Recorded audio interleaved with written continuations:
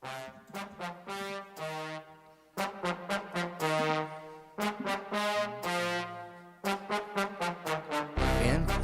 boxing. Influencer boxing. How do we like our boxing? We like it influenced! A+, no notes. Just tremendous. Absolutely tremendous. 5 stars. Well done, Casey. Hey, what's up, y'all? What's going on? Hope you're out there just having Paul versus Diaz would have fit the chant much easier, Casey. You know what? You can't criticize perfection. Okay, how dare you even try? Hope everyone out there just really having the best day possible. My name is Sean Al-Shatti, and y'all, what a week!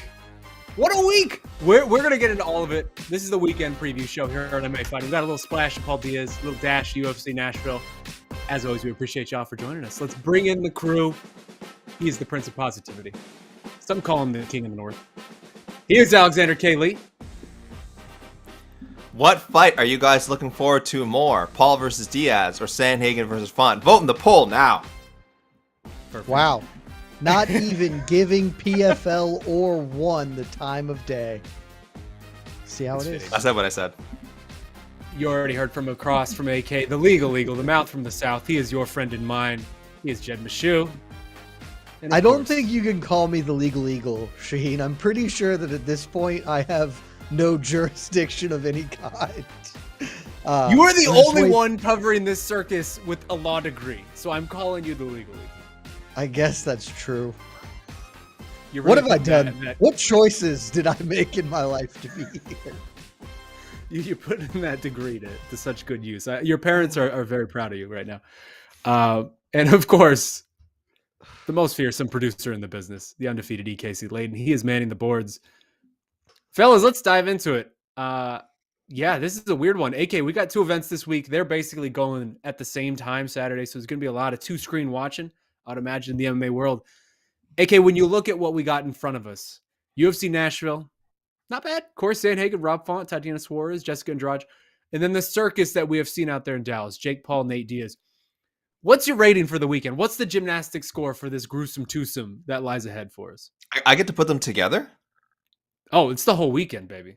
Oh, 9. This is a good fight night card. I think top to bottom, I actually think it's pretty intriguing. I really like this card. And I would have given it a high rating on its own. And then the Paul Diaz festivities put it just over that. Put it like on a paper. Put this weekend on like a pay-per-view level for me. Even though you said I'll be dual screening it, but depending how we divvy up the coverage on Saturday, not sure which I'll be focusing on more. So that kind of honestly takes away from it. I don't love having to dual screen things, but that is the media landscape that we live in today, isn't it? So I'll give it a hard 9.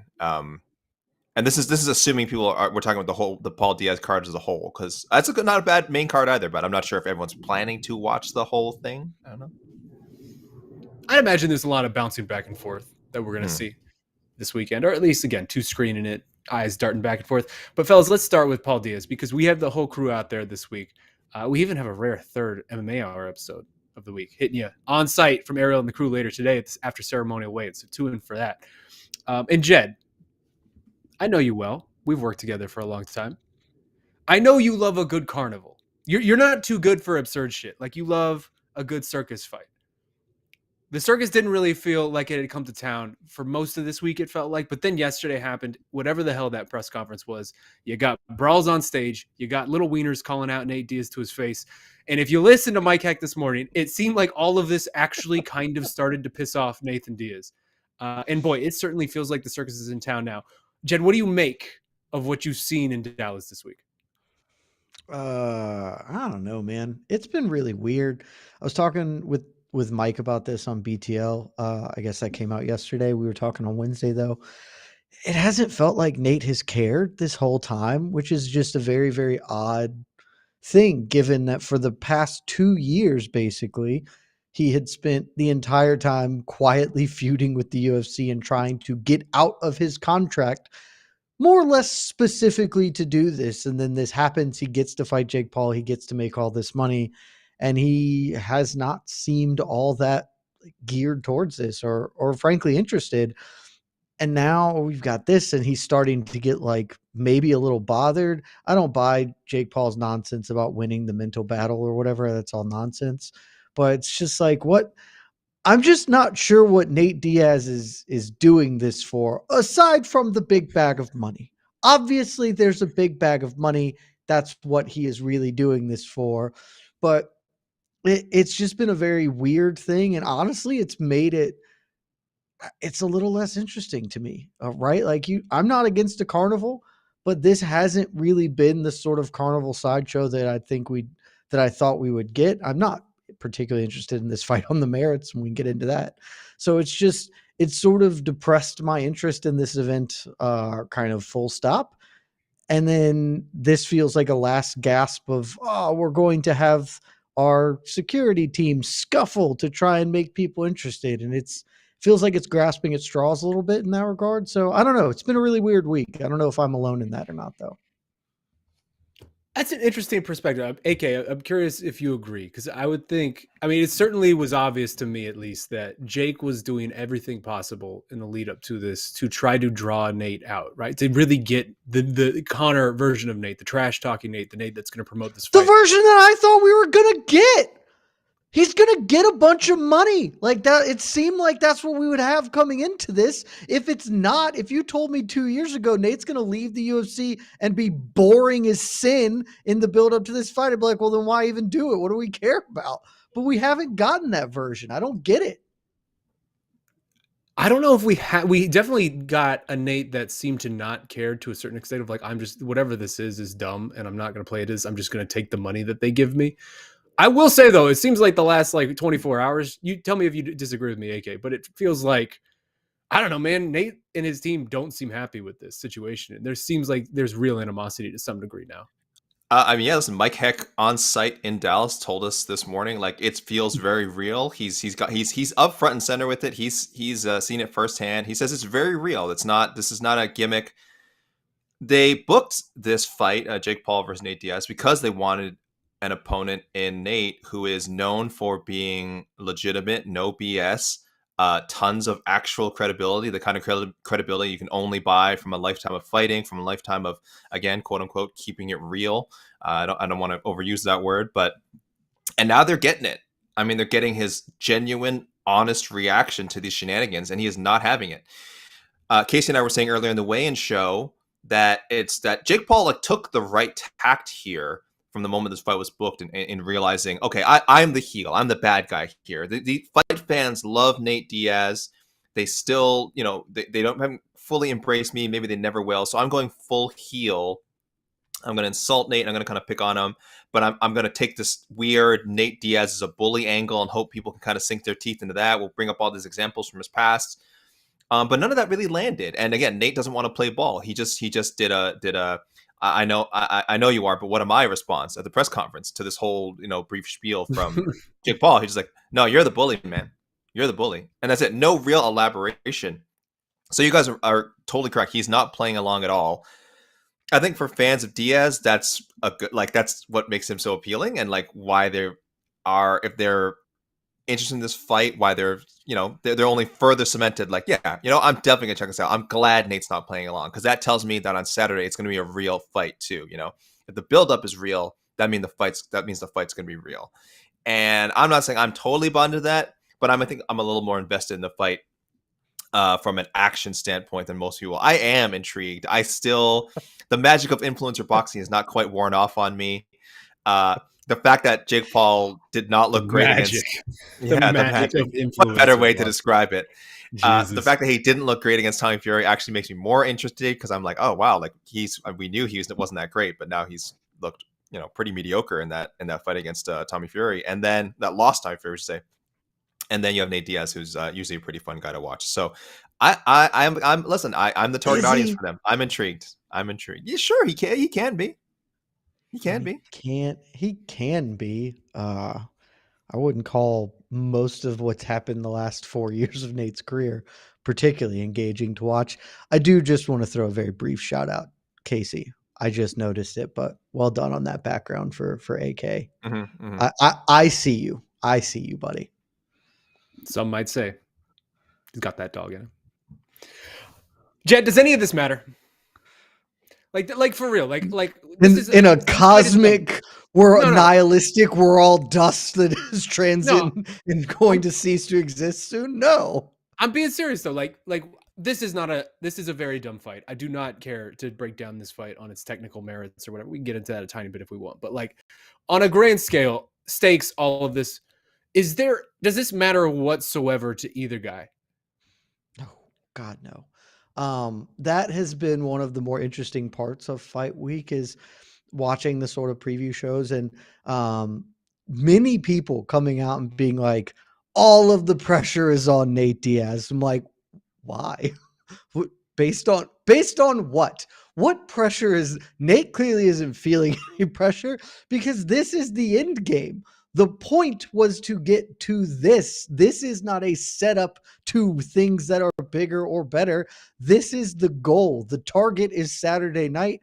And as long as he steps in that ring, then the check's going to clear after it. And so there's no pressure on Nate. He has achieved what he wants. And by a very similar metric, this means almost nothing to Jake Paul. Is it better for both men if they win? Sure. Like, it is always better to win than to lose, but nothing happens to either dude with a loss here. If Nate gets knocked unconscious, that is maybe the only truly bad outcome, and that's still not even that bad because, again, as long as the check clears on Monday, it's all gravy. If Jake wins, whatever, he's going to rematch Tommy Fury, and if he loses, he might still rematch Tommy Fury, or he'll go box KSI. Like, the same outcomes are happening. I argued on BTL that there's even a world where losing to Nate is better for him because it makes a matchup with Conor McGregor more compelling down the road, which is the end point for Jake. Jake's end game is clearly to box Conor McGregor for 2 million pay-per-view buys. Like, that's clearly what we're working towards. And no, like, if Nate loses, the UFC will still take him back. They will not care. If he wins, maybe he can get slightly more money out of them. But ultimately, the UFC isn't going to change their financials majorly either way. They'll still take Nate back because there's Dustin Poirier and Conor McGregor fights to do with them. So it doesn't matter in any regard. Like, in any regard, both men are going to be perfectly fine in literally every scenario out of this. So long as they leave the ring with their health intact, neither of them are negatively affected in any substantive way. They are both rich. They are both successful.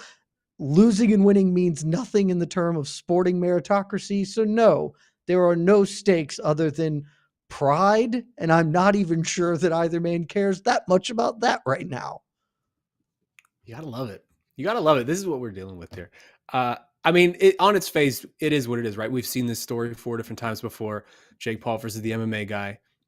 Hasn't gone well for MMA 4 times in a row. Like, MMA is learning some hard lessons here that being a world-class mixed martial artist does not mean that you are even a passable boxer against someone who commits themselves solely to boxing. We've seen this now. Certainly not when you're old and smaller than the boxer you're facing.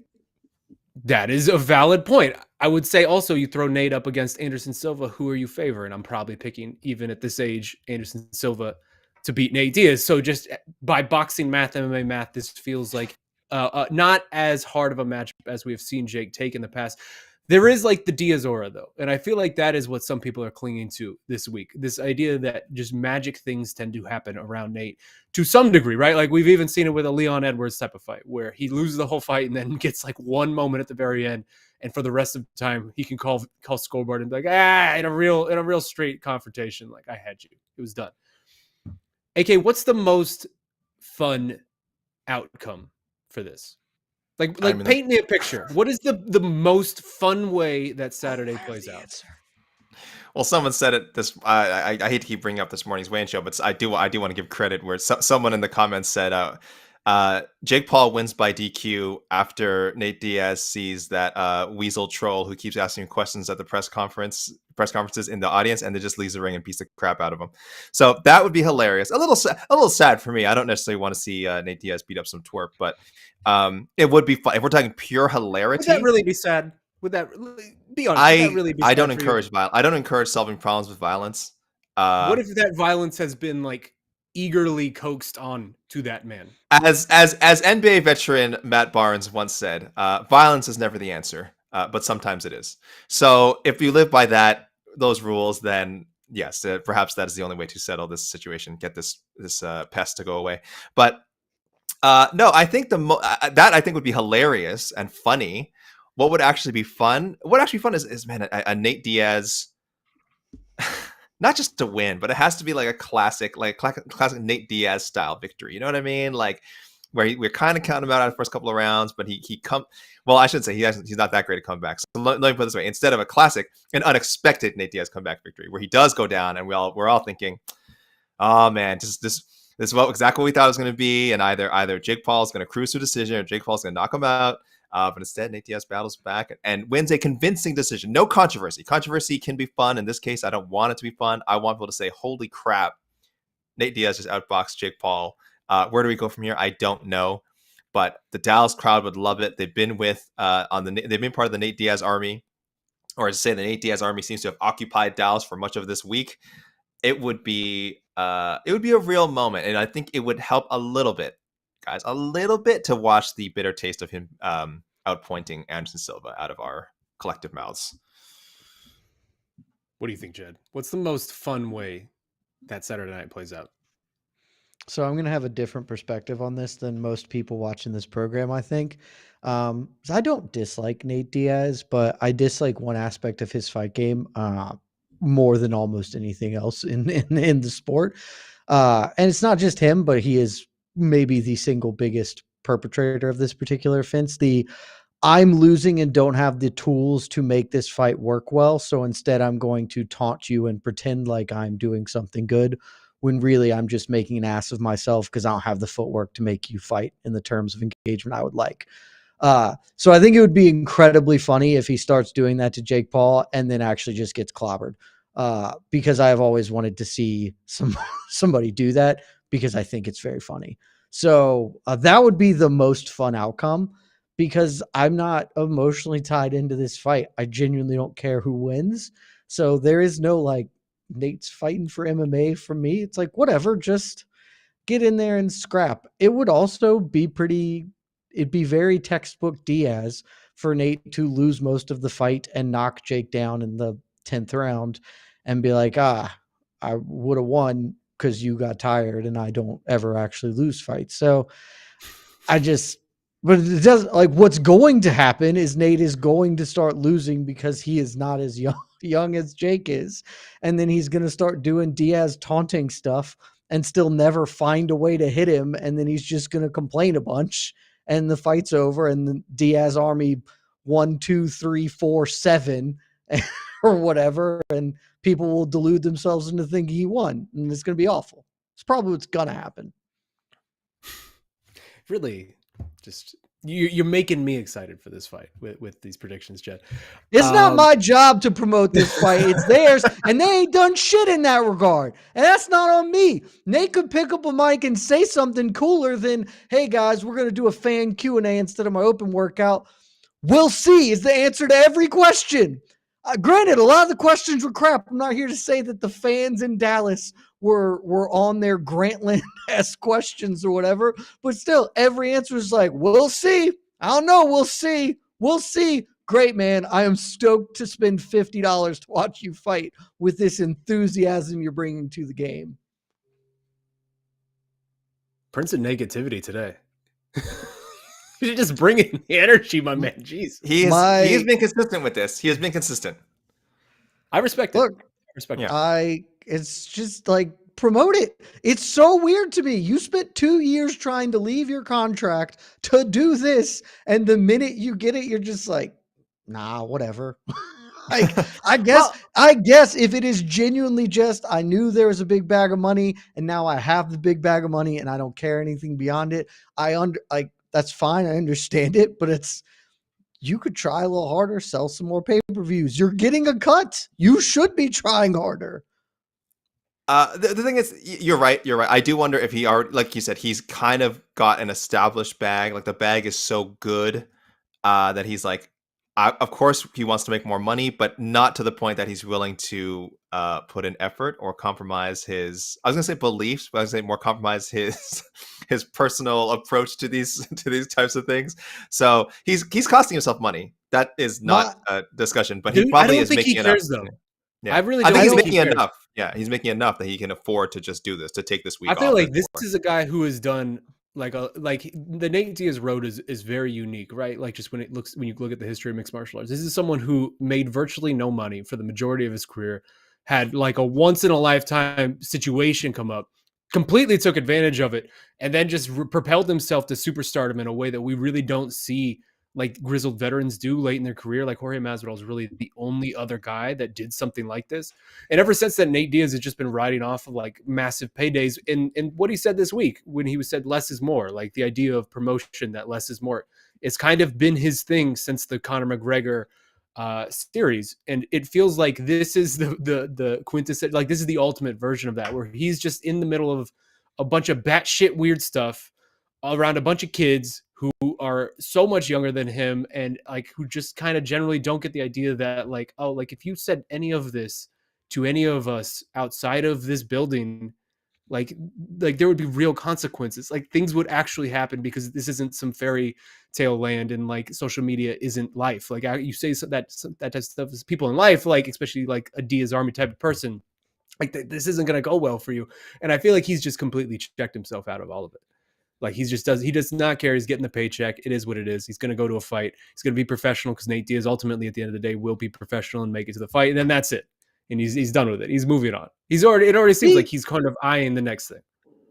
Be professional is not how I would describe Nate Diaz at all points. When it comes to the fight, he when will it comes show to coming up up to the on fight. a Saturday, he will show up. There is always he might a hurl level. water bottles beforehand or do many other that's the fight things I game. would not qualify as professional. That's the fight game, you know? Like if I'm Mike Heck, I would have brought a bunch just of do water that. balloons to that press Hurl conference and water just bottles at him. subtly. What's that? Dude, at the minimum, at the open workouts, after you do your thing, you just sit around and boo him. Like, just get the entire Nate Diaz army to boo Jake Paul while he's doing stuff. That would be funny and cool, at least, instead of just like, oh, he's coming up, I'm leaving, peace, I'm out of here. Like, if you don't, my thing always comes down. If you don't care enough about your product, why do I care? I say that about the UFC all the time. They don't care to promote it. Why should I care to watch the fight card? Nate Diaz doesn't care about this fight. It is extremely clear. Why then should we care about it at a fundamental level? Perfect. I can't hate on it. I still can't. When Nate Diaz the other day ended an interview with "I'm gonna go take a nap," I was like, "This is my guy. Like this is okay. I'm with this. Like I like that energy. I like that energy because for me, like I said, nothing has happened to change my level of interest in this fight. But I started at a pretty high level. I was like, it was the fight we all thought that was going to happen when Diaz left the UFC, and when it happened, we're like, good, this is logical. I want to see this happen. It's another freak show. Fine, good stuff. So this hasn't heightened and I get it. We're not trying to get me, they're not trying to get me to be invested in the card. I work in combat sports. I have to cover the event. I really have no choice in the matter. But I think your average fight fan already, it has some appeal to them. So Diaz could be doing more, but I just cannot hate on him for not wanting to do more, for just being so casual about it. It doesn't bother me. It doesn't bother me at all. I know that's not the point you're making, Jed. The point you're making is, why should you care? But I don't know if there's anything they could have done. I'm not sure what more they could have done during fight week to make you care, like to make you in particular care, because we know what the fight is. Like you said, you've discussed the stakes or lack thereof. So I think this is the attitude Diaz take with it. Could he do more? Could he help bring in an extra 50,000 pay-per-view buys if he, put in some work? Maybe. If honestly put yourself in Nate Diaz's shoes, he does not give a crap about that. And that, I don't know. I can't criticize that too much. I don't begrudge him as a person. Like, I think that's a totally reasonable way to approach life. But as a fight promoter, which is ostensibly what he is for this and what he is espousing to be with Real Fight Inc., like, the way you can make me care about this is you show that you care about this, that this is not a paycheck, that you are not a no-show job right now, which is what Nate has given every impression to me this week of. And if that's just me, and everybody else like, I think Nate's dialed in. He's really geared up. Then maybe that's just my read on it. But everything this week has led me to believe that. I will say we're recording this before ceremonial weigh-ins. Ceremonial weigh-ins, final face-off. You never know what could happen. Nate Diaz could bring some sort of shenanigans to that, dial it up at the last second. Also, I will say, I'm seeing my man Ant Evans in the comments here. Ever the wordsmith, Ant Evans summed this fight up in my mind with 8 words. This isn't a fight. This is a business transaction. Out there in the comments. Perfect comment. And that's exactly it. That's exactly it. It's true. It is exactly a business transaction, and I don't get stoked to watch those. I'm not like, hell yeah, let's line up and see them cut the checks for everybody on the first day of training camp. Like, no, I'm trying to watch a fight, and I didn't come to this like AK with like a lot of interest into this fight. We knew this was happening, and I'm not like opposed to the fight happening, but it wasn't like, oh, I'm interested in that fight. And I assume other people are like me, are like, oh, well, there's no reason to watch this if I'm not naturally and inherently interested. And one half of the fight isn't either. All right. Well, we have firmly established that Jed is very disappointed with Nathan Diaz in the way that he has promoted this fight. Last thing, and then I want picks because we've already gone too long on this. Paint me the picture, AK. Because we've already seen it all week. Nate Diaz is the smaller man. He's the older man. He's far less athletic at this stage in his career than Jake Paul. And also, Jake Paul is a professional boxer who has professionally boxed 7 times. This will be his 8th time. Nate Diaz has done this 0 times. Everything is against Nate Diaz in that respect. What does it look like if MMA actually wins on Saturday? If Nate Diaz actually goes out there and does something that very few expect him to do, paint me a picture of what that looks like. First, let me close the poll here. What fight are you looking forward to more? 68% Paul versus Diaz. So, Jed, I don't know. They're doing something. They're doing something to get over Sandhagen versus Font. And this essentially, I should have phrased it. Which, if you could only watch one fight, what would it be? I wonder if the results would be different. Oh, I did say, what are you looking forward to more? So 68%, and we have a super high level fight, which we're going to talk about more later, between Corey Sandhagen and Rob Font. So I don't know, but I guess Paul versus Diaz had the advantage all along anyway, and I guess we're saying they didn't do much to improve it. So this goes along with my prediction. Shaheen goes along with what I was saying earlier.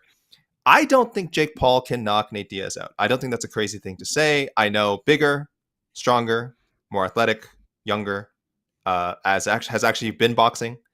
I don't think he can knock him out. If he puts him away, you don't think that's a crazy thing to say? I don't think it's a crazy. How many times? Why do you think that's not crazy? How does Jake Paul? There are a lot of double negatives. What are we saying is a crazy statement here? How does he get his knockouts? These one punch like bombs, right? He's not scoring these flurry combinations, right? He lands these one punch bombs, and or in the case of like Ben Askren, just swarm the guy because Ben Askren was fighting with one hip. So he's not going to land one of those on Nate. It seems highly unlikely. We've never seen that before. We've never seen it. If we want to bring up the Josh Thompson head kick, it's just not comparable to Jake Paul landing a haymaker. I just don't see that sort of scenario playing out. I don't think he can knock him out cold. I also, like I said, I don't see him putting together this has Nate in trouble against the ropes and is just like pounding on him and the referee has to step in. I don't see that happening either. I really have difficulty seeing him knock out Nate Diaz just because Nate has so few times been KO'd. A cut stoppage is highly, highly likely. If you are betting, Jed, we talked about this on No Bets Barred. If you are betting Paul by KO, your best bet probably is a cut stoppage because Nate Diaz has so much scar tissue on his face. When he touches gloves with Jake Paul, if he even does that, it'll probably start, something on his eyebrow will probably burst open. So that could certainly happen. That would leave a lot of people angry if like the fight's just starting to pick up. We're like in the 4th round. And then they wave the bout off because, Nate's got a cut above his eyebrow and just, clearly his vision's impaired or whatever, or they decide it is. That would make a lot of people angry. But I'm standing by Jake Paul cannot knock Nate Diaz out cold. I just don't see it. And that is why I'm leaning towards Diaz. Because I think Jake Paul takes the advantage early, bigger guy, throwing bombs early.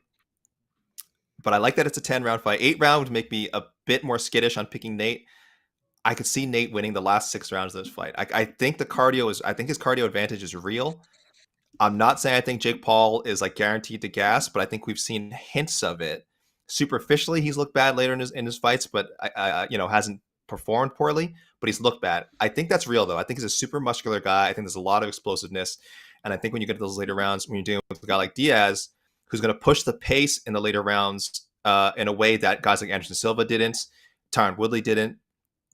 Even the fight he lost, even Tommy Fury was not exactly like putting it on him in the later rounds. That's not. Nate Diaz will do that. He will do that. I'm of course making this an educated guess based on his MMA fighting style. He could box in a totally different way. I get it, but because Jake Paul cannot put him away, I am really liking the idea of a Diaz decision. I'm going to stand by it. I have been very wrong. I've picked against Jake Paul many times. I picked Anderson Silva actually, so I'll lock it in. Diaz by decision. And Jed, I'm going to need that quote from Wedding Crashers. You always break down the Vince Vaughn quote after I read this was what I said about Silva. This is my Anderson Silva prediction. Silva wins the decision while occasionally taking the opportunity to clown Paul, which Paul will laugh off even as he's helpless to stop it. And when the final bell rings, it might not only signal a Silva victory, but the end of Paul's time as a boxer. Those are actual words I wrote about that fight. What's that thing you always say, Chad, from Wedding Crashers? The Peter Pan. Oh God, the Peter Pan. Wake up! What is it? Wake up! Wake up, Peter Pan. Peter Pan. Count Chocula. Count Chocula. There it is. From That's what Oakland. that's what I Cowboys forgot. from Arizona, but it's not Halloween. So I'm Peter sorry to Pan. tell everyone, I'm not woken up. I'm still Peter Pan. I'm still believing in Peter Pan. I'm still believing in Count Chocula. I'm still believing in MMA to someday beat Jake Paul, and I think it's going to happen on Saturday. It's one of the best AK. quotes in modern movie history. I love you for your optimism, AK. Mm. I really do. I forever admire your optimism. So AK's picking the upset. He's picking what is his Nate at this point? Like a 5-1 dog, 6-1 dog. I've seen odds as high as like 550, I think. Jed, where are you going with this one? I'm going to the only logical outcome, which is that Jake Paul wins the decision in this fight. Do we need to? Like, do we have like We don't. We super don't. You can just say that. He is bigger and younger and more athletic and hits much harder. And Nate Diaz has never boxed in his life, and he is old and has not looked good in a long time, except for when he was fighting other old desiccated people like Tony Ferguson, and even that he didn't look great in. Rude. It's just very rude. It's just what it's going to be. Even this idea that like, well, Nate Diaz is a combination puncher and Jake has never fought a dude who's going to throw high volume. It's not 2006 anymore. Nate ain't that dude either. Like, look at Nate's stats in his last UFC. He connected on over 100 strikes in several of his last fights. That's on it. But if you like, I actually did the math because I wanted to have this talk point. It's actually about the same Jake threw against Anderson Silva. Like, it's a very similar strike ratio. So it's not even, it's just nothing to happen. Jake is going to come out. He is not going to Conor McGregor himself and try and seek a knockout and then gas himself punching away onto a dude that is interminably tough. And so instead, he's just going to move around and jab and throw heavier shots and win rounds. And Nate's going to get frustrated in the middle of it. And he's probably going to point a bunch and, walk away. And if there's a stoppage, I would be pretty surprised. I think it, like AK said, it would come from a cut, because otherwise this is just going to be a tepid boxing match for 10 rounds. Yeah.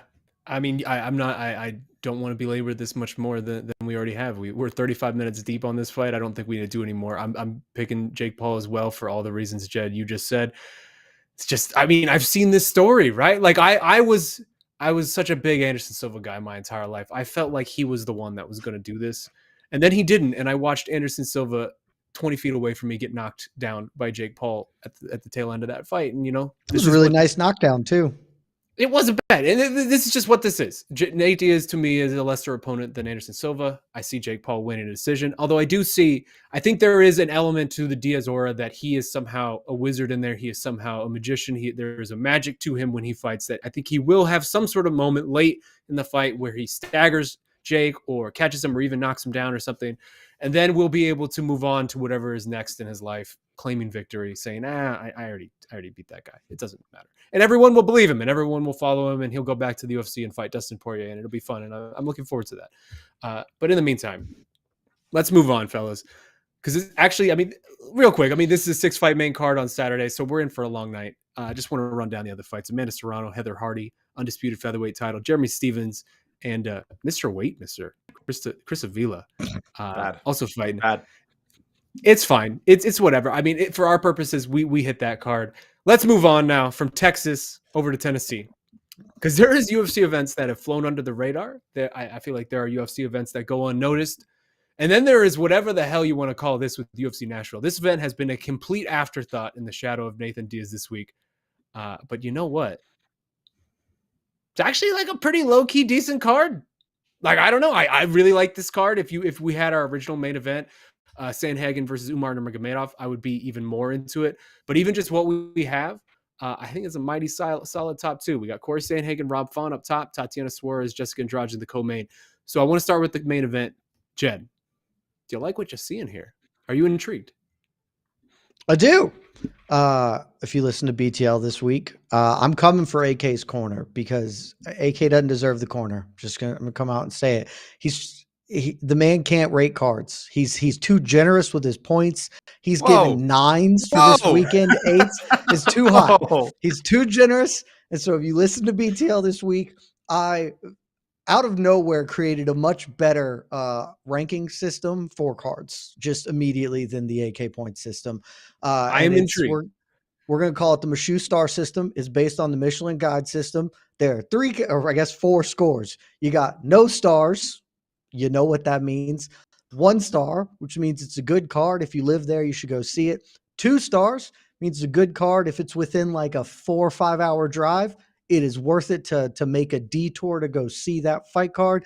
And you got 3 stars, worth a special trip, worth a flight to Vegas, et cetera, et cetera. This is a 1-star card. So honestly, a really good card. If you're in Nashville, you should absolutely go see this fight card on Saturday. You can catch up on all the Jake Paul, Nate Diaz fight stuff on MMAfighting.com. It's a terrific website. We'll have you covered there. But you can go watch fist fights live. It's not good enough that if you're in like Knoxville, you need to make a drive. It wasn't good enough for me in Atlanta to make the drive.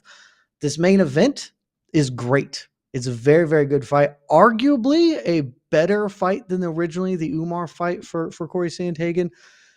Maybe not. I guess we'll find out in time. Eventually, we'll probably see Umar fight Corey, but I think this fight lines up better for a more compelling viewing experience. Umar, I thought, was going to beat Corey Sandhagen because I think the world of Umar. Rob Font, I think, has a shot here. Corey Sandhagen is the favorite, and that's probably reasonable, certainly, given what he has done. But what he has done has not come in the way that people have traditionally had success with against Rob Font. Like Corey Sandhagen isn't the same type of one-hitter quitter, single power puncher guy that like Cheeto Vera is, and that's how Cheeto had success against Rob Font. If this fight does spend most of the time on the feet, Rob Font is a really good boxer. Adrian Yanez found that out, and so I think this fight largely will be played out on the feet, and so this becomes a really, really interesting matchup between Font's boxing and the multi-tools of Sandhagen. So it's a really compelling main event. The rest of the card is sneaky good, low on name value, high on competitive, probably exciting fight. So very good card. It's a 1-star card. So you're using a Michelin star system, Michelin rating system. We're going to call it the Meshew star system, but Michelin. Yeah, I think we have better. I think we have. I think we can work. We can workshop it. But yeah, 1, 2, 3, and 0. How does this work with TV? I gotta say, how does it work with Apex cards? I'm cutting it because we have better. The comments are on fire today. Our MMA fighting family in the fantastic. We're just crushing it today. Hank Hill in the comments, Miss Shooting Stars. Okay, I take my shooting stars. The shooting star system gives us a 1. Mechulin is better. I'm sorry, AK, you have no vote in this. He has bogarted your rating system. Mechulin is. I don't think people are going to get there. I don't hate it, AK. Our listeners are very cultured. They understand what a Michelin. They regularly eat at Michelin star rated restaurants. They know what I'm talking about. I only eat at Michelin star rated restaurants. I have never eaten at a Michelin star rated restaurant. I am sorry for your bank account if you. When I travel, I look up all the Michelin star restaurants first. That's I refuse. I now know why we don't use the MMA math calculator anymore. Yeah, no, it's AK is stealing all that money to finance his eating habits. This is true. It's going really poorly. I'm making a lot of bad decisions. It's not a bad. How does it work for Apex cards? Oh, basically every Apex card is going to be a 0 star. If there's a, Oh. if there's a good enough one that I was in Las Vegas that I would go to it, then okay. But look, this is just it. I like this. I like Apex this. is McDonald's, baby. And Damn. the Making him work for his UFC, money. the UFC Jed's knows making it, him and work we for the know money. it. I like it. Damn. I'm a fan of this, making him work for the money. I came up with this very randomly doing BTL, and I'm in love with this system. It's exclusively how I'll refer to fight cards moving forward. 1-star fight cards, great fight card. You would be proud AK. to put the 1 star on your wall. AK, we have two guys here, getting back to the fight itself, who Corey Sandhagen, Rob Font. I mean, these are stalwarts of this division, right? They're top 7 fighters for the UFC purposes. Both of them. Sandhagen coming off back-to-back wins after that failed interim title shot. And I think he's been looking tremendous. Like it feels like he is sort of peaking right now in sort of this whatever this scramble is to fulfill the post-Aljo void.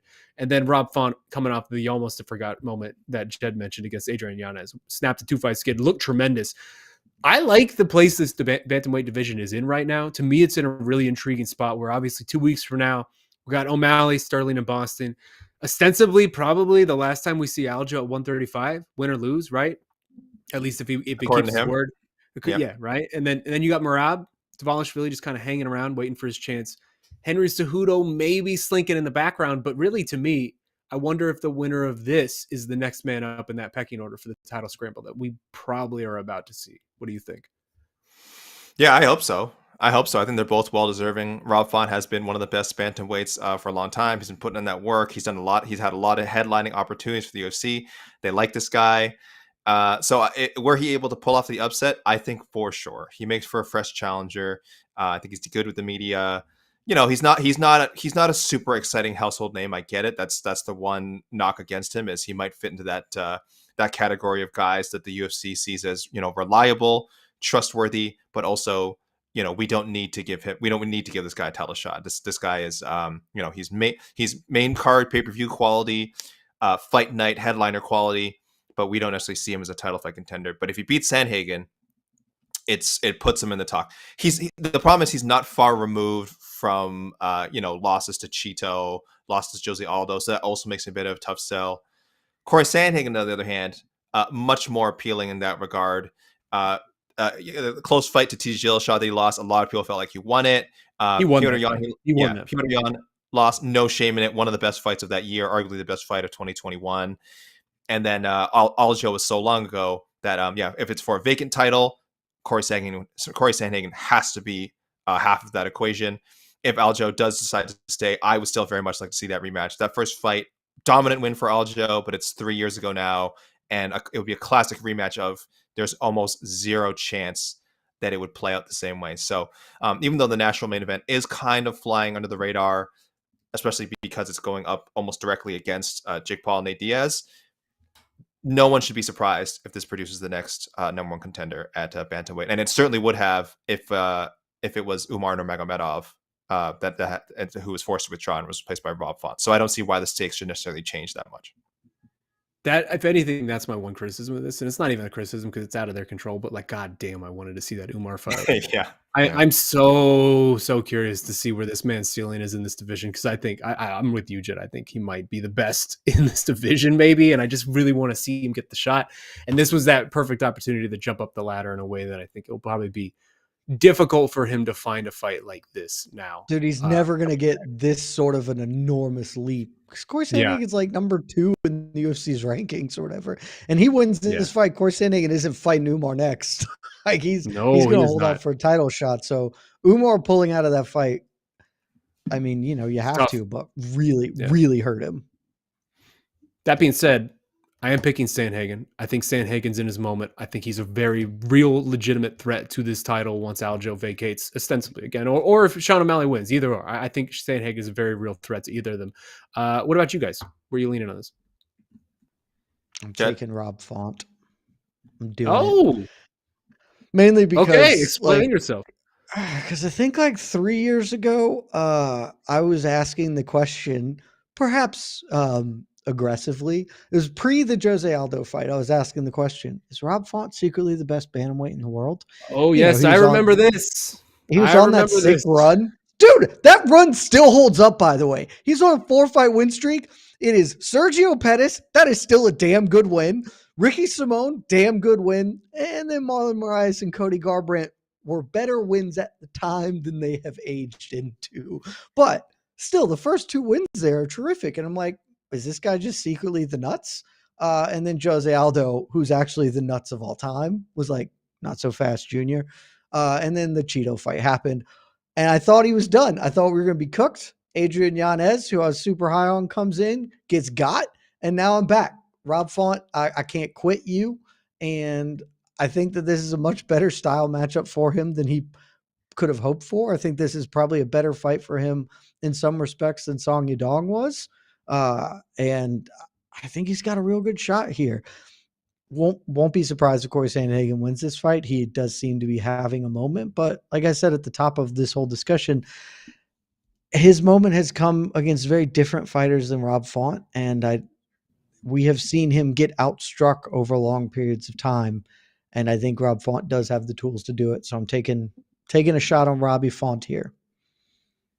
Interesting. I did not see that coming, but when you laid out like that, I think at one point you had Rob Font like ranked 2nd in the world, and it was No, I think no one else had him close. Fourth. It was way too high. Top 5 It for was sure, top 5. certainly top 5. Yeah. It might have been 3. And this is in Might the have world. been This is like 3. including Bellator and all the other promotions. It was too high. I could still be right. We don't know. I might have just been early. We're going to find out. What is he, like 34? Something like that? 36. 30. Oof, even worse. AK, where you at with this? 36 years concerning young, age. Shaheen. It's a concerning age. It is a concerning age. I'm pretty sure he's past your 12-year rule. He's right in there. Actually, he's in his year 12. He's not quite 12 years into the game yet. Of course, Sandhagen is definitely not at 12, which is tough. He is for not. me. I let Jed go first because I knew he had picked Font, so I don't have too much to add. I'm also going with Sandhagen. I just think he's peaking at the right time. I think there's a very good chance he's, the 3rd or 4th best bantamweight in the world. Rob Font is great. I just don't think he's there. But a striking battle can certainly go either way. I just like what I see from Corey, what I've seen from him in his past 2 fights. And I'll go as far as to say he finishes Rob Font. I'm going to say he becomes the first guy to knock Rob Font out. I'll say. I don't know if it's like a knocked out cold, if it's like TKO win. But I think Corey makes that statement that he belongs either he either deserves, to get a rematch with Aljamain Sterling or to be one half of a vacant title fight should Aljo successfully defend and depart the division. And if O'Malley wins, I think he'd be a logical challenger for O'Malley as well. So I'll go statement win, third round. So midway through the fight, 3rd round knockout for Corey Sandhagen. I love it.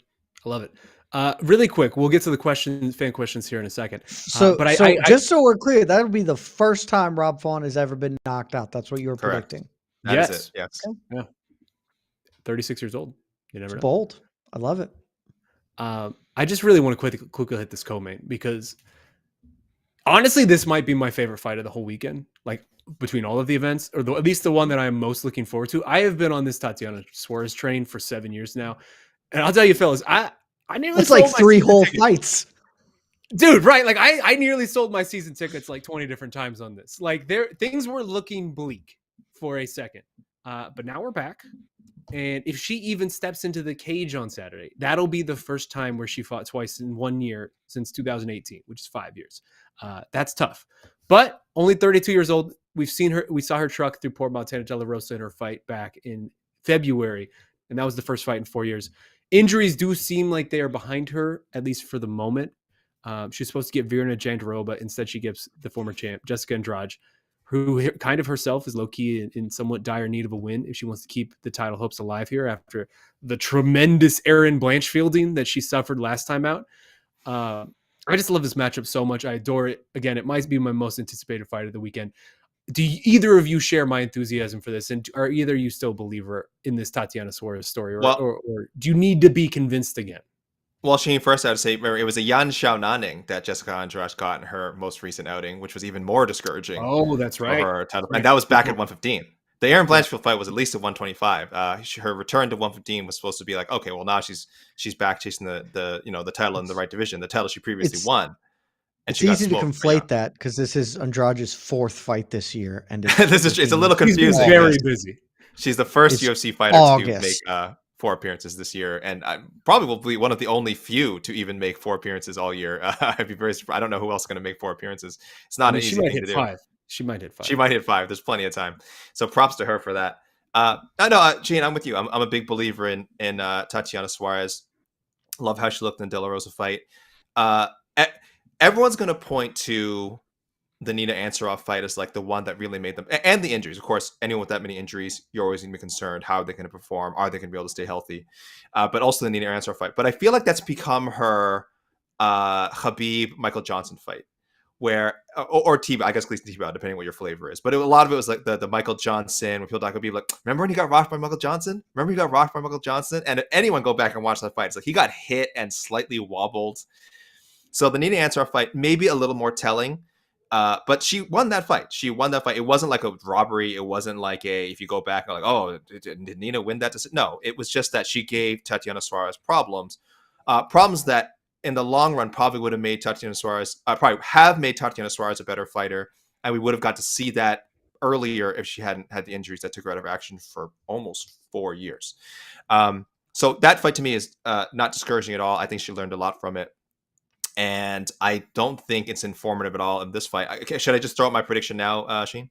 Hit me. Yeah, I'm going Tatiana Suarez all the way because I'm a huge Jessica Andrade fan. I like the idea of her possibly landing a knockout shot. Jed and I talked about this on No Bets Barred. Andrade by KO plus 500. So if you think Andrade is going to win, you probably just may as well take the knockout bet and go take the plus 500 odds. But I would tell you not to bet on that because Jessica Andrade does have trouble against larger, stronger grapplers. Erin Blanchfield, Valentina Shevchenko. These are people who could take her down and give her a ton of problems on the ground. Tatiana Suarez definitely can do that. So the only question is, can Tatiana Suarez finish her? I think she can. I think she's going to I think she's going to win by submission. Tatiana Suarez. Jed, do you agree? And also, do you think is there a slightest possible chance that a title shot is on the line here for Tatiana Suarez if she wins? Because at some point you just got to do this, right? If you're the UFC and she's healthy, like screw it, just do it. I think it's really tough to give her a title shot over Yan Jianan, who just iced Jessica Andrade before this. And, I know Weili Zhang's about to defend the title. She is going to win that fight. And when she does, then they can do Zhang versus Yan. And that's pretty dope. Like two Chinese women fighting for the belt. Pretty cool. But she might not have to fight again after she beats Jessica Andrade. That's Tatiana Suarez I'm speaking about. I'm not that interested in this fight because I saw this fight in February. Erin Blanchfield just beat the hell out of Jessica Andrade, and Tatiana Suarez is going to do almost the exact same thing. Like, this fight will probably be a carbon copy of that one. So I'm not that interested just because I feel like I know the outcome. If a surprise happens, then okay. But yeah, Tatiana Suarez is probably, she's a top 2 or 3 women's strawweight and may well be the best one when she gets to compete, as opposed to spending 4 years on the sidelines with severe injuries. So I am interested in seeing her move quickly to the top of this division and get her chance at the title. And it's very possible this is the only win she needs to do that, given how open strawweight is largely. It just may be a while until that chance manifests. Yeah, that's the thing. I guess that's the reason for my anticipation, right? It's like, it feels like at this point when Tatiana fights, it's an event to me. Like I need to see it. I want to see the fulfillment of whatever this has been. Because we talked about this last time she fought. Like, I think there's a gigantic portion of the fan base at this point in time who have no concept of who this person is and have no concept of why we rate her so highly. They've really not seen her at all, except for maybe the one fight earlier this year. And it's just, dude, they're like kindergartners who weren't alive when she fought prior to her fight in February. Like, it's crazy. But she's still young. So I don't know. I think Tatiana's going to win. Obviously, I think she'll stop Jessica Andrade as well. Casey, get in here, man. Let's hear from the peeps. What are the peeps here? Also, look at you, sun's out, guns out. You're looking tremendous, man. Yeah. What do you make of this week? Have you enjoyed this week? I'm definitely not as negative as this guy right here about it. He's Very in a bad negative. mood today. What did I But, say that was very negative? What did I say that was negative? No, I just think as far as the Nate Diaz, like Nate Diaz not caring and stuff, I get that. But I also Does he think care? I think so because I do actually. I don't know. I feel like sometimes we just want Nate Diaz to play the hits. Just play the hits. Say, I don't know. Like Say it, Bart. Say it, Bart. Yeah. Say it, Bart. Say it. And that's not how Nate Diaz works. And I can't find the comment, but someone said it's like you can't taunt Nate Diaz, but if you disrespect him, that's when he gets mad.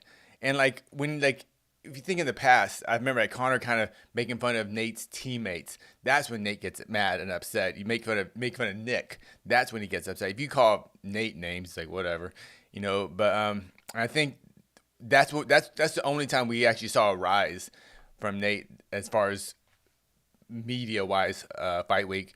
But I have sources. Nate's ready for this fight.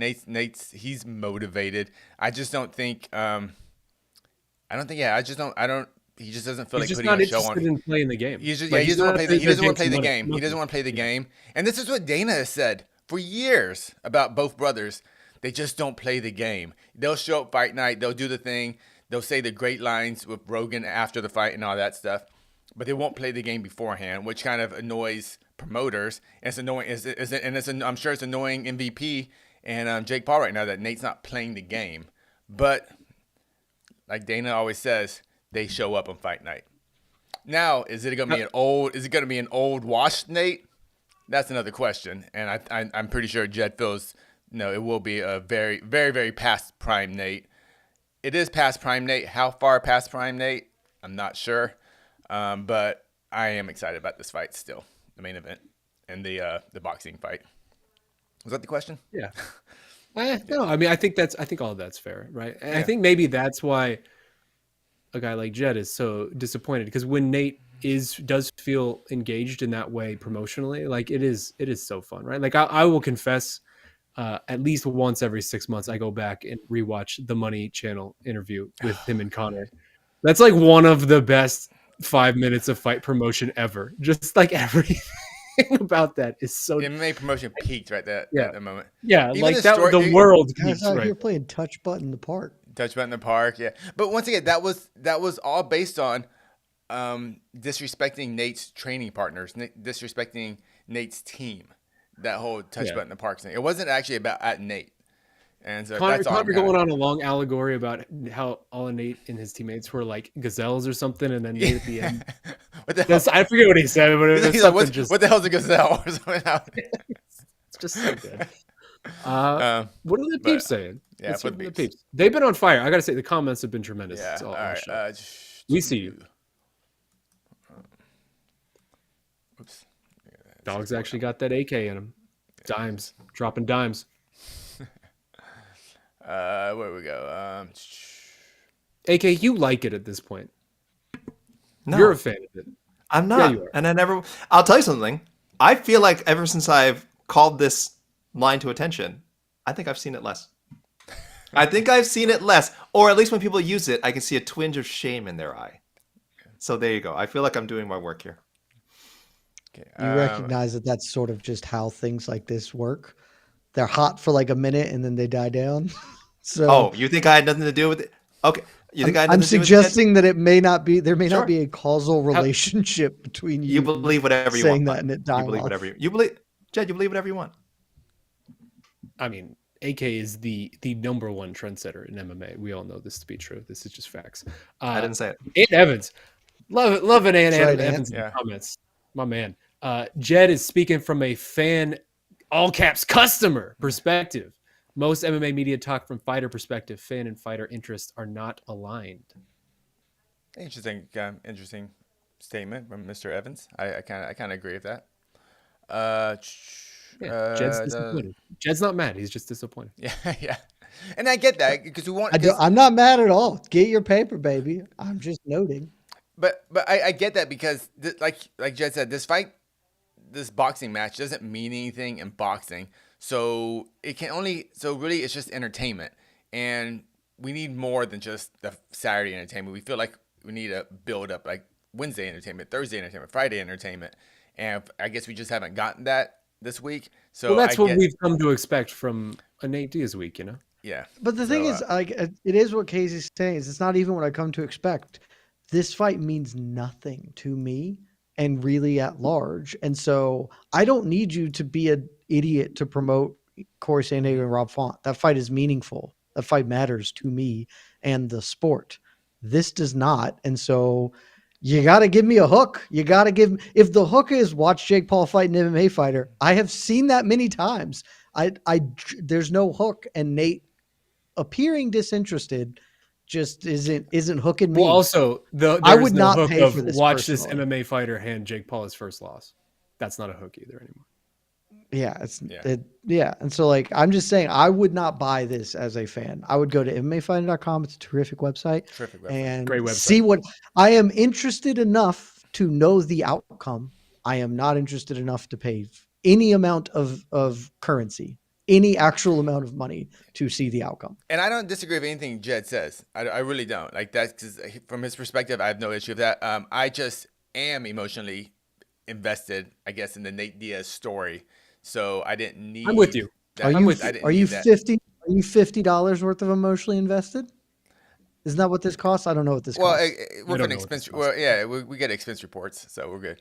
Yeah, but if you want, that's what Ant is saying is Jed is speaking from his ivory tower. We don't want to. We didn't want to give a little inside baseball there, but that's how it is. But that's what Ant was saying is Jed is speaking from the voice of the people, the voice of the people. I think it would depend. I wonder. I have no concept of this, by the way. I have no grasp on it of how much. The average fight fan does budget for pay-per-views now, because if you're hardcore, sure, you've got the ESPN Plus subscription, you're buying every pay-per-view, whatever. There's a segment of the hardcore still that does that.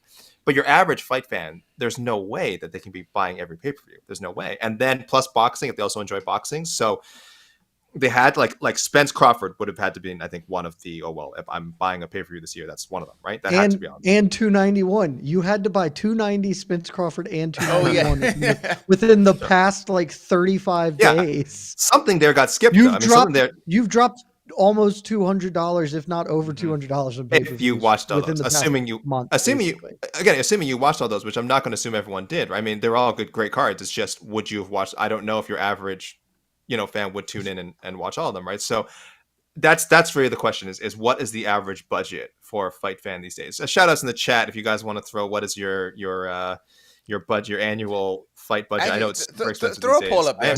Don't do that, fans. I need the number. Then you'll realize how much money you spend on this sport, and you'll reevaluate. What's a good what's 4 good ranges? What's 4 good ranges, guys? I don't know. Wait, what are we doing? What is your combat sports budget for the year? I mean, one pay-per-view is $80 for you. Over 500, under 500. That's all. Yeah. That's it. I would say zero. I would say 0 to 1 pay-per-views, like 2 to 3 pay-per-views. Put more money. Yeah, 4 to 8, and then all of them. Yeah. Whatever the math for the money adds up. I'm going USD. No, okay. I'm going USD. But if we're going back to, do I want to spend my own $50 for Nate Diaz versus Jake Paul? I don't know. I think people just want to spend. Honestly, that's better than I thought. Even I don't know is better than I would have thought. I think people just want to spend it for Nate Diaz. People like Nate Diaz. People love Nate Diaz. People want to watch Nate Diaz do as many Nate Diaz things as Nate Diaz can do before Nate Diaz is retired. Like, that's ultimately where I feel like this is. Could be.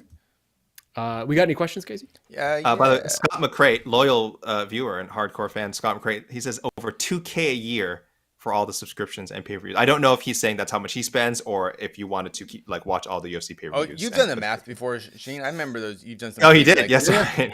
What, if you buy every UFC pay-per-view? It can't be hard. It's like 13 pay-per-views times 80. It's over $1,000. Over $1,000. Way over. I thought it was like almost. And then that's not including boxing. It's like the pay-per-views. $1,500. It's and if you include subscriptions, plus if you're watching Bellator, it's something like $1,500 minimum a year. Pay-per-view are going to be at $1,040 just for your UFC slate, not including your subscription. So yeah, it's going to be like $1,500 probably. I'm seeing a lot of people talk about streams. I don't know what those are. I'm not familiar with those, so not really sure that. I see pirate flags. Don't know what that's referring to. So please, we'll stick to the poll, please. Trin Daddy says there's only one Michelin restaurant in the Phoenix area. I need to try it so I can high class. Oh, what is it? Now I want to know what it is. Yeah, now I feel like I need to get in this restaurant. Yeah. I'm looking. It's probably going to be disappointing, right? Like, I don't know. I'm not like I'll watch Gordon Ramsay shows to death, but like I'm not saying that I have some high class palate. You give me slop, I'll go to Peter Piper and enjoy myself. Like I have a Dairy Queen across from my house, like across the street. Hey. I'm there often. Do you guys see any questions? I feel like we've answered most of the questions. Actually, I'm trying to, because I don't want to rehash other things. People are asking, if Tatiana wins, did she get a title shot? I think we did. I like this one here. This one coming from Forrest Daniels that just came in. Who is the most to gain besides the main event in UFC Nashville? You guys see anybody? Besides the co-main too, because it has to. I mean, I think the we already talked about co-main. So okay, besides the main and co-main. Besides the main and co-main. Outside the top two fights, these are just wins. Also, hit me with your low-key banger. We didn't get a chance to do low-key banger. Like, what else is on this? On Nashville? Yeah. I am kind of interested in seeing Diego Fallout Boy Lopez again. I thought his first fight was pretty fun. I don't know if we'll call it low-key banger. They picked the right fight to open the main card, and actually Bahamondes Ludwig Klein. I like watching. Someone's going to sleep. Someone is definitely getting smacked. And I think they could have picked 5 fights to open the main card on this. Sure. I love Carla Phillips and Barcelo is going to be really good. Yeah, but I gotta say, I love the Billy Q Damon Jackson fight. Yeah, I like the that Billy a lot. Q Damon Jackson could be so much fun. This is a good card. I'm telling you. I think other than 1 or 2 fights, like this is a very solid card. Instead of a it got one banger, shooting star. It got one Michelin star. Yeah. According to Michelin Guide, there are no. Michelin That's what I found as well. There are no. Maybe he meant in all of Arizona. Oh, you're telling me Phoenix is not a hotbed for food culture? That's unfortunate. I don't think Atlanta has any either, which is obnoxious. I could be wrong on that point.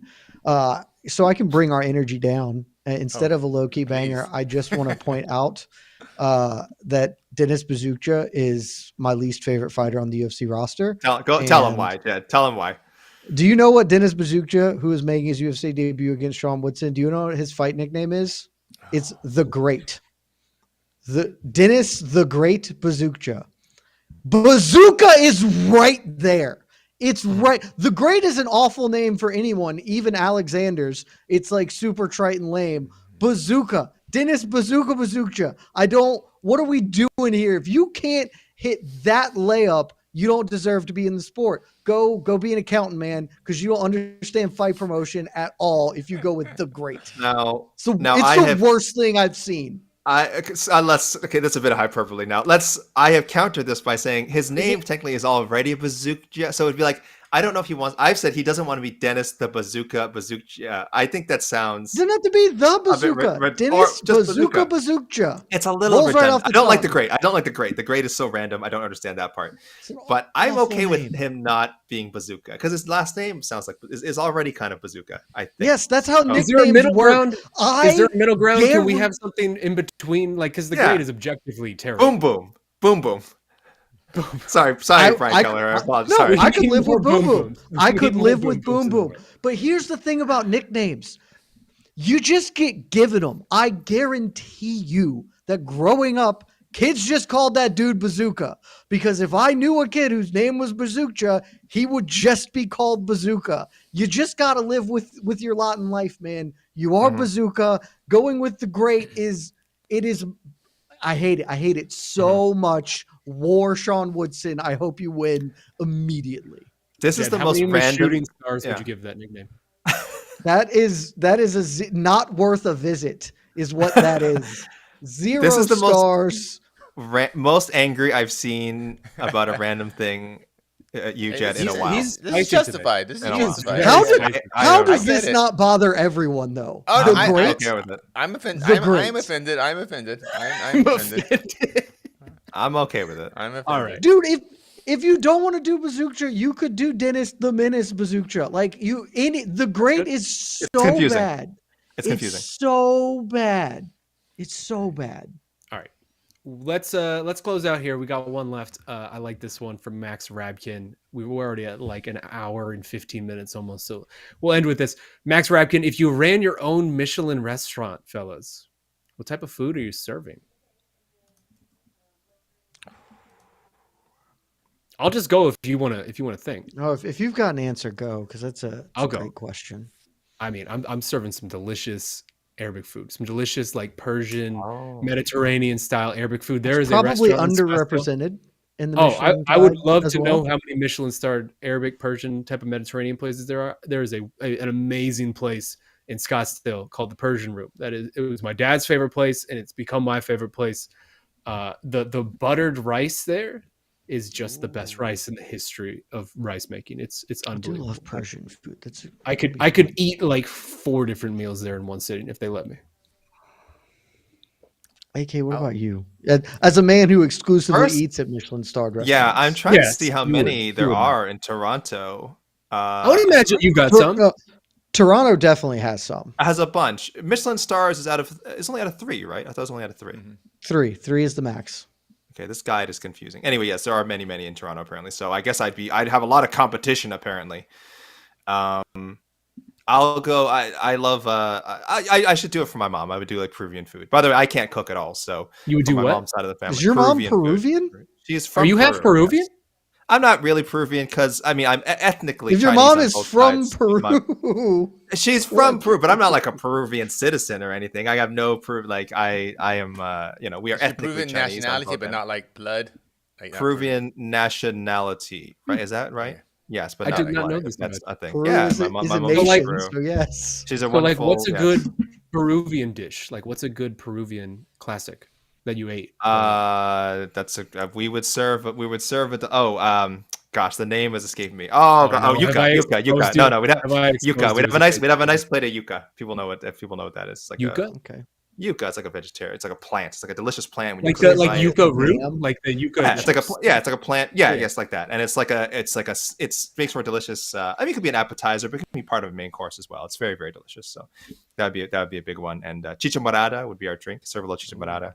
People like that. I like how you said that. I love it. Yeah, man, I'm a cultured man. So much about AK. I know. I'm a cultured man. Half Peruvian. Who knew? Mm-hmm. Did not know. Oh, someone says Peruvians make the best chicken. Yeah, there's a really good place in the one time went to. Sorry, are they called Kentucky? Pardos? They are not from Kentucky. There you go. Everyone's loving the yuca in the comments. Yeah, it's good. So for my mom, I'd probably go Peruvian. I would love to mix it up and go with something like I'm a Southern boy. Just give me elevated Southern cuisine to the max. Yeah, that sounds delightful. I love it so much, and it's you can't get biscuits, fried chicken. Like what's the number one Southern classic that would be like your signature chicken fried steak?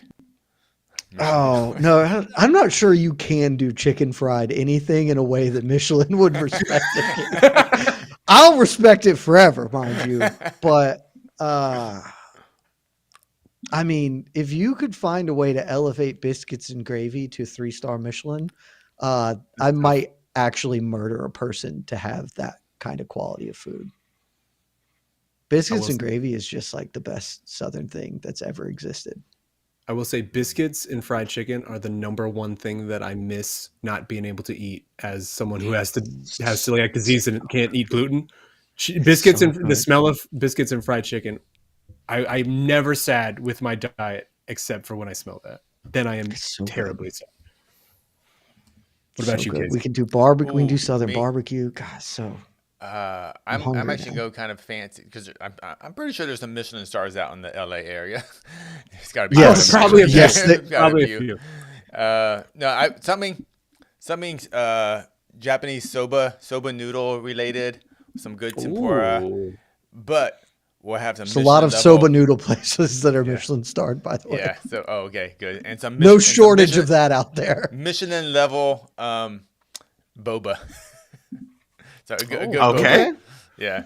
There are 24 Michelin star restaurants in LA. I'm sure EKC Leydon has been to all of them. 5 2-star. How many Michelin star soba places? Because I think Japan has the most Michelin stars in of any country. So maybe so. It's probably a lot. Have you been to Naka in LA, Casey? All the time. Providence in Hollywood, USA? Hayato? Yeah. Okay. All right. He's a high class man. Yeah, he is. Yeah. How many 3-star restaurants are there in the world? Never in mind. the world? I'm sorry, we went down a whole other well here.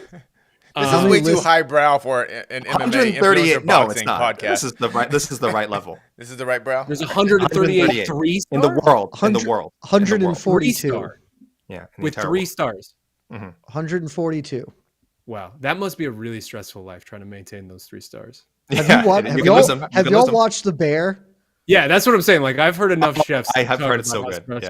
Yeah. If you ever worked in restaurants, don't watch The Bear. It will legitimately give you PTSD. I have never seen a more stressful television program in my life because it perfectly gets it in a way that is great. I can never go back to working in restaurants. I couldn't do it. I couldn't do it. Yeah. There's some days that I miss it. Yeah, in college, I was a waiter at a fancy restaurant, and in high school, I was a host at Denny's. Yes. Did you ever have the night shift? Yeah, I work graveyards sometimes. Yeah. You saw some crazy shit then. I did see some crazy shit. I did. Yeah, I did. Right. We're learning so much about each other. This show. So ostensibly that was the weekend preview show in combat sports. I hope you all enjoyed it as much as we did. We got a lot going on. I mean, seriously, we got Nate Diaz, Jake Paul, UFC Nashville. We got the whole entire dang MMA Hour crew out there in Dallas, along with the man Mike Heck. Keep it locked to MMA Fighting. We got a whole MMA Hour episode coming very shortly, in like a couple hours. So that'll be fun. Saturday, we got you loaded. Casey and Jed going to be on the pre-fight Q&A before both of these events. Shooting to have post shows for both. We'll see how the timing works out. We might end up doing a combined one, but we'll see. I mean, we'll be here for you either way. We love you guys so much. My name is Sean Al-Shatti. Jed Meshew over there. We got the undefeated EKC Leydon. And then, of course, the Prince of Positivity, Alexander K. Lee, reveling the Peruvian Prince of Positivity in all of these amazing restaurants that he's going to. We love you guys. Stop out here. Enjoy the fight. Love y'all. We'll talk to you tomorrow.